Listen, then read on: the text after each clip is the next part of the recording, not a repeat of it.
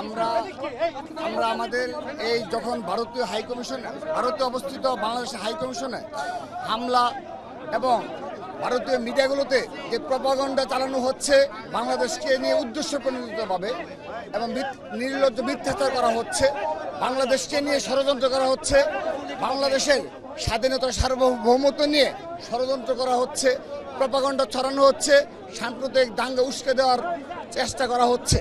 আমরা আজকের এই স্মারকলিপি প্রদানের মাধ্যমে আমরা আহ্বান জানাচ্ছি, ভারত সরকার বাংলাদেশের জনগণের মনোভাব বুঝতে পারবে।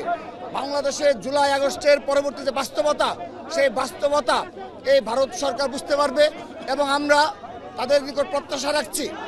অতীতে এই ফ্যাসিস্ট খুনি হাসিনার পক্ষপাতিত্ব করেছে ভারত সরকার, সরাসরি ভোট চোরদের এবং গণহত্যাকারীদের পক্ষ অবলম্বন করেছে। আমরা তাদেরকে আহ্বান জানাই বাংলাদেশের জনগণের সাথে সম্পর্ক স্থাপন করার জন্যে এবং এই দেশে সামান্যতম কোনো স্বাধীনতা সার্বভৌমত্বের বিপক্ষে কোনো অবস্থা আমরা মেনে নেব না। আমরা বেরোবো কোন দিকে?